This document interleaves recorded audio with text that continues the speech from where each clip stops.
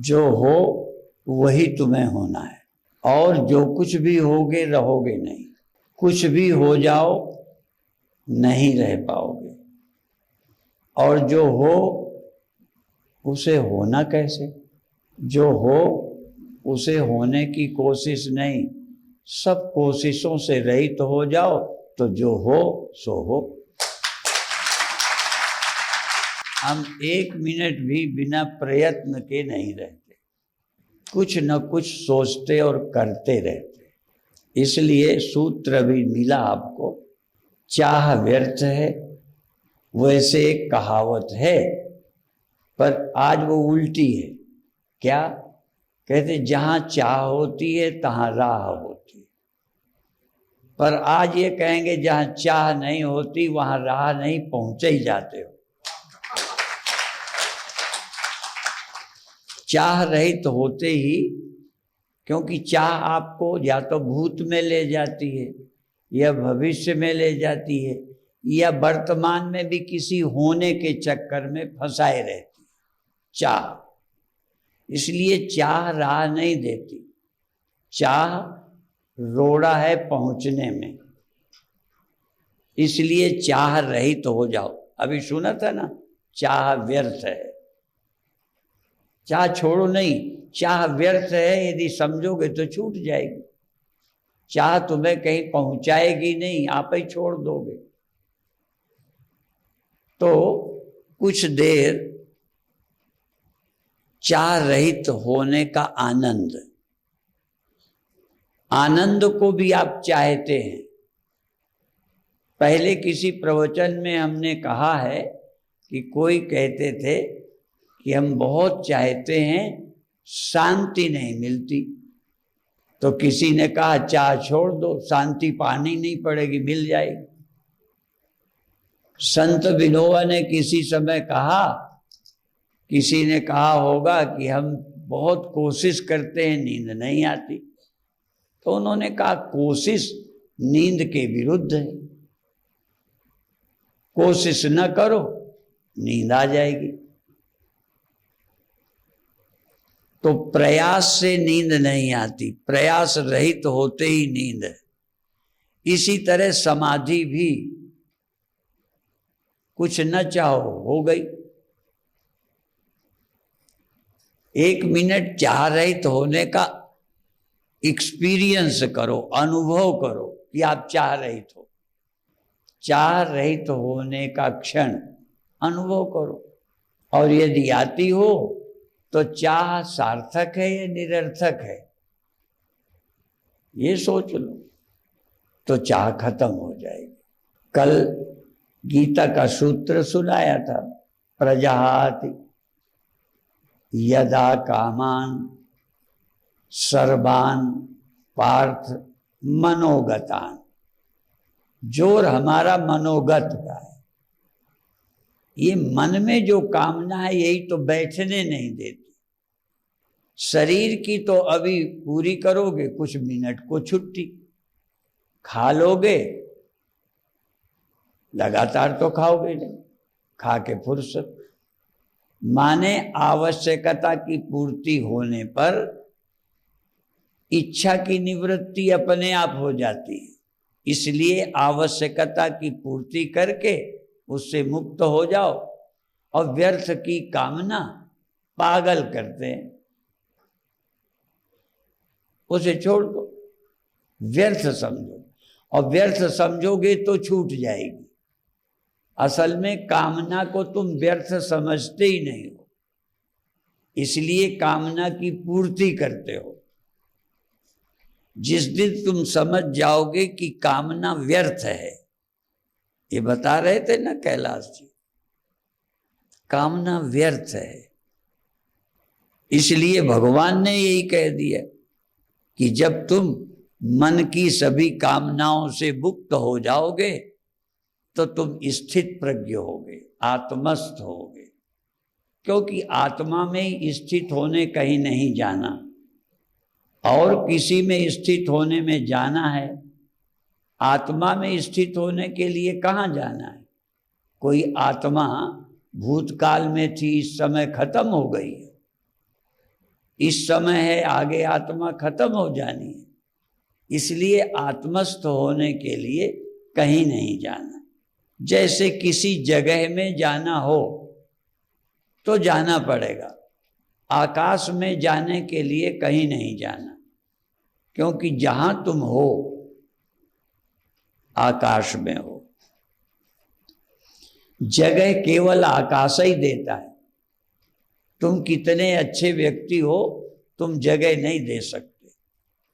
तुमने खुद जगह पर कब्जा किया हुआ है, ठीक है।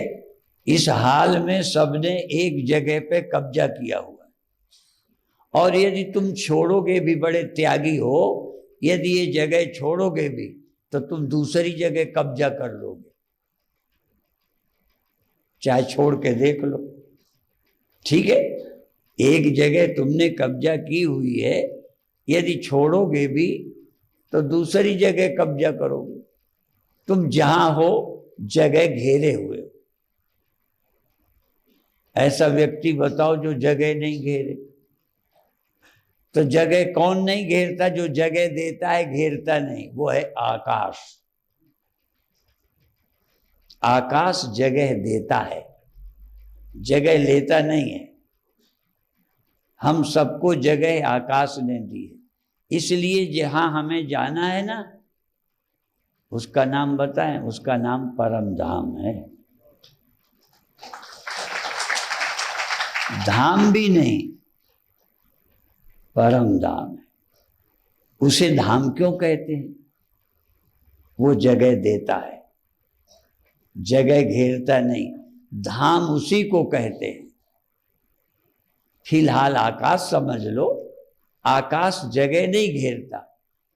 मकान को भी जगह आकाश ने दी। तुम्हें पेड़ को, पौधे को, जहाज को, चिड़िया को जो उड़ती है, माने सबको आकाश जगह देता है। आकाश एक धाम है, लेकिन ये परम धाम नहीं है। आकाश भी जिसमें रहता है, आकाश को भी जो जगह देता है। जिसको जगह नहीं चाहिए वो स्वयं जगह है, उसका नाम धाम है। इसलिए भगवान का, आत्मा का, ब्रह्म का नाम धाम है। अहम ब्रह्म परम धाम। ब्रह्म जो है परम धाम है। ये जो तुम्हारे घर हैं वो छोटे धाम है। तुम रह जाओगे, ज्यादा से ज्यादा रिश्ते नातेदार आ जाएंगे तो, या कुछ घंटे के लिए कोई कार्यक्रम होगा तो बुला लोगे, फिर भी एक सीमा से ज्यादा उसमें नहीं रह सकते। पर परम धाम उसे कहते हैं जिसके बाहर कोई रहता ही नहीं, उसी में रहना ही पड़ेगा, उसको परम धाम कहते। ब्रह्म परम धाम है। परम धाम जो हो उसका नाम ब्रह्म है। परम धाम कौन होता है? जो सबको जगह दिए, जो अपने से बाहर कभी निकाल ही नहीं सकता, जिसमें जगह कभी कम पड़ती ही नहीं, उसका नाम परम धाम है। उसी का नाम ब्रह्म है। इसलिए भागवत में परीक्षित ने कथा सुनने के बाद ये नहीं कहा मैं जगह घेरे हूं, वो कहते हैं मैं परम धाम, अहम ब्रह्म परम धाम। मैं ब्रह्म हूं, दूसरा शब्द कहा मैं परम धाम हूं, अहम ब्रह्म परम धाम। अर्थात मुझ में सब रहते हैं। इस अनुभव के लिए पहले एक प्रक्रिया छोटी सी, आप साक्षी हो। आप देह हो, आप मन हो, आप विचार हो, नहीं, आप साक्षी हो। और हो, इसमें संदेह भी नहीं है। पर जो हो उसका ही भाव थोड़ी देर गहरा। अभी आश्रम में अखंड परम धाम में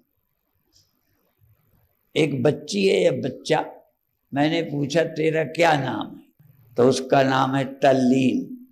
ये सच्ची घटना है कल की। हमने पूछा क्या नाम है, कि तल्लीन, तत्लीन, तल्लीन। आप भी कभी तल्लीन हो जाओ। वैसे तो तल्लीन कहीं भी हो सकते हो, कहीं भी तल्लीन हो जाओ, पर उसको देहलीन, मनलीन, कहीं ना कहीं लीन, कीर्तन में लीन हो जाओ। लेकिन तल्लीन शब्द का भाव तत्लीन, उसमें लीन हो जाओ, उसमें लीन क्या है वो। और हमारे यहाँ एक महावाक्य, वाक्य तो सब सुनते हैं, जितने दुनिया में है, जिसने उपनिषद ना पढ़ा हो तो महावाक्य शब्द ही नहीं समझा। वाक्य बोलते हैं, हम लोग जो बोलते हैं वाक्य है, और सारे ग्रंथों में वाक्य है। उपनिषद में, वेद में कहते 4 महावाक्य, ये महावाक्य 4 हैं महावाक्य। सारे प्रवचन वाक्य हैं और 4 हैं महावाक्य। कौन कौन? एक है तत् त्वम, आसी, तुम। अब ये तुम शब्द को भी समझने के लिए एक और है, तुम शब्द के क्या क्या अर्थ हैं। जैसे एक कुल्हड़, वो लालू वाला कुल्हड़ जो चाय, वो जो कुल्हड़ है, उस कुल्हड़ शब्द का एक अर्थ है बनावट, और कुल्हड़ घड़ा नहीं है, घड़ा कुल्हड़ नहीं है। ठीक है, ये तो समझ आ गया। कुल्हड़ को घड़ा नहीं कहते, आपके यहां कहते हो तो बात अलग, और घड़े को कुल्हड़ नहीं कहते। लेकिन उनमें एक घड़ा रख दो, एक कुल्हड़ रख दो, दोनों में कोई है जो कुल्हड़ के कहने के साथ भी था और घड़ा कहने के साथ में भी है। उसको हम लोग बोलते हैं लक्ष्य। कुल्हड़ कहने में केवल रूप पर ध्यान जाए और कुल्हड़ जिसके कारण है उस पर भी ध्यान जाए, 2 हैं। ऐसे ही घड़ा कहने पर, ऐसे ही तुम कहने पर देह में भी ध्यान जाए, तुम कहने पर मन में भी ध्यान जाए, पर तुम कहने पर उस पर भी ध्यान जाए जिसके कारण तुम लगते हो। उसका वर्णन गीता में है, उसका वर्णन उपनिषद में है। यद्यपि दोनों तरह के वचन है, वह प्रवचनों से प्राप्त नहीं होता, वो मन वाणी का विषय नहीं है। वाणी से भी तो अभी चल रही थी चर्चा, वाणी का विषय नहीं है। और बिना वाणी के जिन्होंने खंडन किया है कि वाणी का विषय नहीं है, उन्होंने भी बोला है, बोल करके ही मौन में ले गए, वाणी से ही वाणी का निषेध किया। इसीलिए हम लोग कहते हैं, एक बोला मम मुखे जिह्वा नास्ति, एक बोला मम मुखे जिह्वा नास्ति। क्या बोला? मेरे मुख में जबान नहीं है, ये बोला। इसको बोलते हैं वेदांत में बदतो व्याघात दोष। जो बोला ये गलत है, ये बोल ही नहीं सकता। मम मुखे जिह्वा नास्ति, जिसके जीभ ना हो, या जीभ को आपका चलो निकाल के समसी से पकड़ लेते, बोलो। हमारे यहाँ बोलने के लिए है, जीभ जवान तो है, ये व्याकरण पढ़ो तो पता चले, अंग्रेजी पढ़ने वालों को नहीं पता चलेगा। आप एक बार थोड़ी हिंदी पढ़ लो तो समझ आए।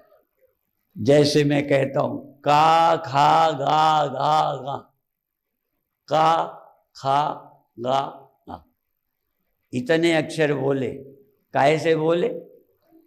गले से, कंठ से। व्याकरण में अकु विसर्जनीया नाम कंठा, ये कंठ स्थान से बोले गए, गले से। और बताओ, एक आखिरी बता देता हूं। उपु पद्मानिया नाम ओष्टौ, उ पाफा बाबा माँ ओठ से बोले जाते हैं। ओठ को ओठ से पकड़ लो, एक के नीचे एक को ऊपर खींचो, बोलो पाफा बाबा माँ। आ बोल लोगे, बा बोलना कहोगे तो आएगा, बोलो। ओठ पर ओठ अलग कर दो, फिर बोलो पा, तो क्या निकला? आ। पा नहीं बोल सकते, आ बोल सकते हो। क्यों? वो ओठ से बोले जाएंगे। पा फा बा भा मा, ओठ से। ठीक है। हम लोग तो ये भी बोलते, कौन आवाज कहां से पैदा होती है? आवाज तो आई, जैसे बाजा बजाने वाली उंगली अलग अलग धरते हैं, एक ही जगह उंगली धरे ऐसे ऐसे करते रहे, अलग अलग उंगली धरते हैं तो अलग अलग शब्द पैदा होते हैं। तो इस गले से भी आवाज आई, पर ओठ लगा तो पा फा बा भा बन गया, और ओठ पर ओठ ना लगा तो आ आ आ आ आ, ना पा न फा न बा न भा न मा। ओठ से ओठ को अलग रखो, फिर बोलो आ, आ, आ। थोड़ा मैं झुका लेता हूं तो थोड़ा बन गया, नहीं बना ही नहीं सकता। खैर, अभिप्राय है कि वाणी का निषेध भी वाणी से ही कर सकोगे, इसलिए वाणी के परे ले जाने के लिए भी वाणी ही बोली गई, मन वाणी का विषय नहीं है। अब देखो, जिन्होंने ग्रंथ लिखे, नाना पुराण निगमागम सम्मतम यद रामायणे निगिदितम क्वचिदन्य, तो भी कुछ इधर उधर से भी लिखा है गोस्वामी जी ने, पर क्यों लिखा है? स्वांता सुखाय तुलसी रघुनाथ गाथा, भगवान रघुनाथ की कथा। देखो, एक ही शब्द राम नहीं है, एक ही राम होता तो लोग अर्थ इधर उधर कर लेते। जैसे कई बार गुरुवाणी के व्याख्याता कहते हैं कि यह व्याकरण के लोग रमनते योगिनो यस्मिन, भाई जिसमें सब योगी रमते हैं उसे राम कहते हैं, या सब में जो रमा है उसे राम कहते हैं। तो राम की तो व्युत्पत्ति कर दी, तो रघुनाथ की क्या करोगे? शाब्दिक व्युत्पत्ति रघुनाथ की क्या करोगे? और ये गुरबाणी में भी रघुनाथ है, टेक एक रघुनाथ। एक ही राम शब्द होता तो सिख लोग अभी तक राम को निकाल बाहर कर देते कि इस राम का जिक्र ही नहीं है।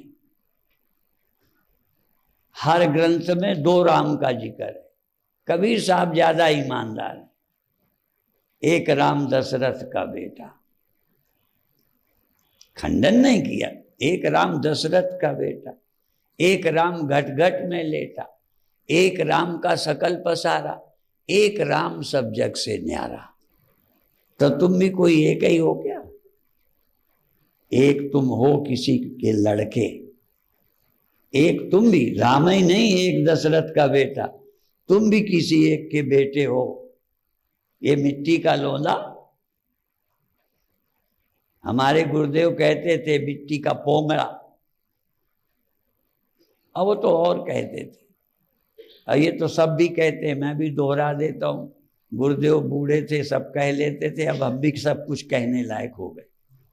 तो वो कहते थे कि वही द्वारा पूत है, पूत जहां से निकला वही द्वारा पूत है, उसी द्वार से पूत है, उसी द्वार से मूत। जिस द्वार से पूत निकला उसी द्वार से मूत, और भजन करे तो पूत है नहीं मूत का मूत।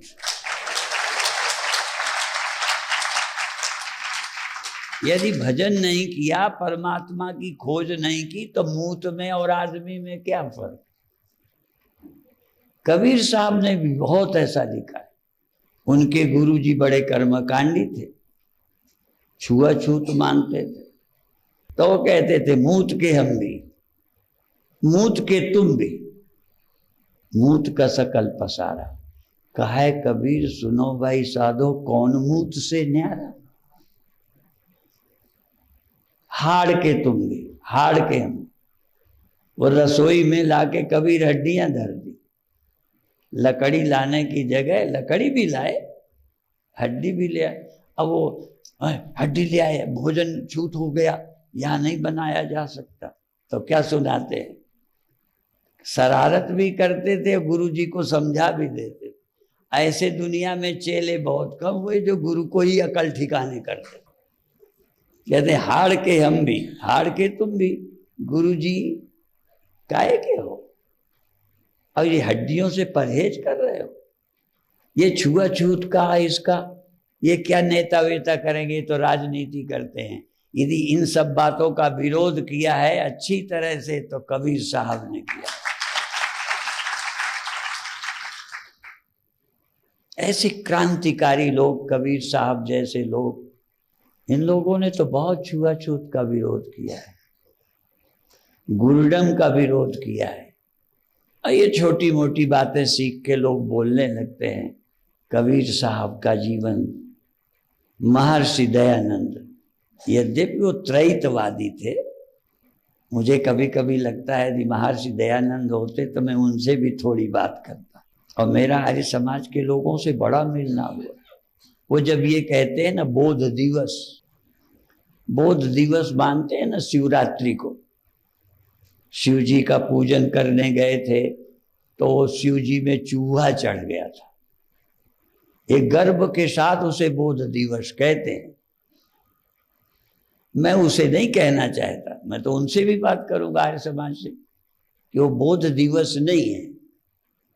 उस दिन ये तो समझा गया कि प्रतिमा परमात्मा नहीं हो सकती, उसमें चूहा चढ़ गया। पर प्रतिमा परमात्मा नहीं हो सकती तो परमात्मा क्या है? ये देह अविनाशी नहीं हो सकता, तो तुम जान गए अविनाशी क्या है। ये तो शुरुआत है, देह नाशी है, पर तुम ब्रह्मवेत्ता नहीं हो गए। प्रतिमा पत्थर है, चूहा चढ़ गया, ये परमात्मा नहीं हो सकता। ये महर्षि जी को समझ आया शिवरात्रि को, लेकिन ब्रह्म क्या है ये समझ उस दिन आ गया क्या? ब्रह्म क्या है ये समझने में तो टाइम लगता है। इसी तरह से मैं दूसरी बात कहना चाहता हूं, ये जीव क्या है? मैं कभी कभी शीशे में ऐसे घड़ी दिखा के समझाता रहता हूं। एक घड़ी ये है, एक शीशे में दिख गई, यदि शीशा हिला दें या शीशा तोड़ दें तो वो घड़ी गई कि ये घड़ी गई। क्यों? वो है नहीं इसलिए। होती तो शीशा तोड़ने से जैसी भी होती, रद्दी होती, खराब होती, यदि उधर होती तो शीशा के हटाने से खत्म होती। यदि ये चिदाभास जो मैं है, यदि ये कुछ होता तो अंतःकरण के हिलाने से हिल जाता, अंतःकरण के सोने से सो जाता, अंतःकरण के आने से आ जाता। इसलिए जीव है ही कुछ नहीं, चिदाभास मात्र है। असल में चेतन तो एको देवा सर्वभूतेषु गूढ़ा, सर्वव्यापी सर्वभूतांतरात्मा, कर्माध्यक्षा सर्वभूतादिवासा, साक्षी चेता केवलो निर्गुणश्च। एक ही देवता है साक्षी। अब भ्रम दूसरा। पहले तो एक साधना, कुछ मिनट बैठो, भाव करो कि मैं अंतःकरण की वृत्तियों का साक्षी हूं। ध्यान में बैठकर साक्षी हूं, ये भाव दृढ़ करो। प्रयास पूर्वक साक्षी रहो और साक्षी हो जाओ, ये एक साधना है। यहां तक तुम्हारा प्रयास। पर भगवान कृष्ण का दूसरा वचन इसके बाद बोलूंगा। साक्षी हूं, ये भावना करो, अभ्यास करो, प्रयास करो। परेशान ना हो ध्यान में। साक्षी को परेशान नहीं होते। तुम मन हो, लिप्त हो, असंग नहीं हो, इसलिए आप परेशान होते हो। मन से परेशान हो, दुख से, चिंता से, क्योंकि तुम साक्षी नहीं हो। तो पहला प्रयास पुरुषार्थ है साक्षी होना। ये पुरुषार्थ है, ये कृपा नहीं है। और ये तुम करो पुरुषार्थ, ये मैं नहीं करूंगा, ये ध्यान रखना। ये आज का मंत्र है, ये आज का गुरु मंत्र है। साक्षी होने की कोशिश, प्रयास, बलपूर्वक, दृढ़ता पूर्वक निश्चय रखना कि मैं ये वृत्तियां नहीं हूं, मैं साक्षी हूं। मेरे कारण ये सब भास रहा है, इनसे मेरा कोई लेना देना नहीं। ये प्रयास तुम करो, मैं ना करूंगा। फिर भगवान कृष्ण का श्रद्धावान लभते ज्ञानम तत्परः संयतेन्द्रिया। ये फिर श्रद्धा की क्या बात? कहते हाँ मैं बताता हूं। ये तुम करो प्रयास से। और श्रद्धा किस लिए करो?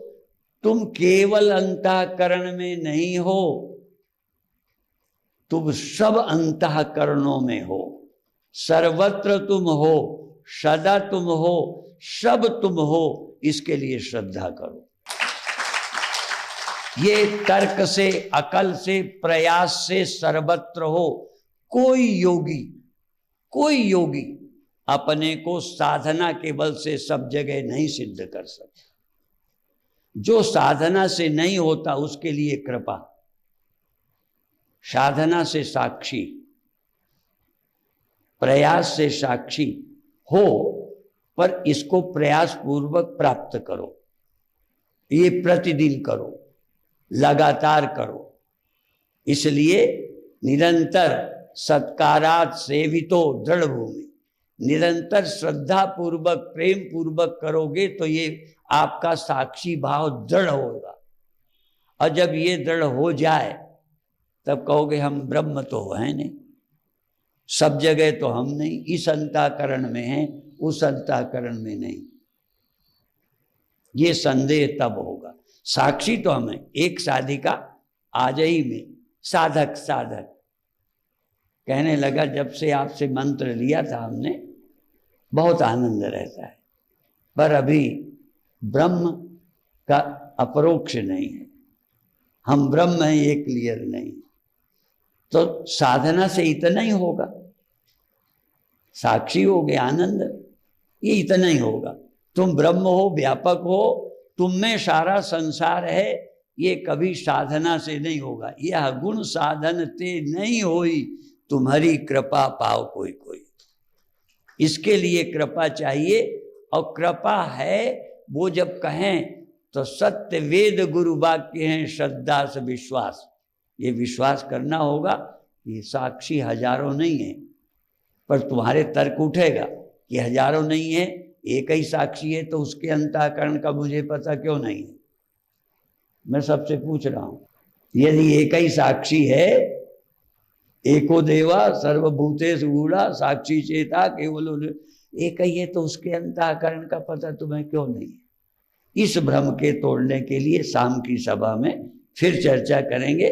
ओम शांति शांति शांति।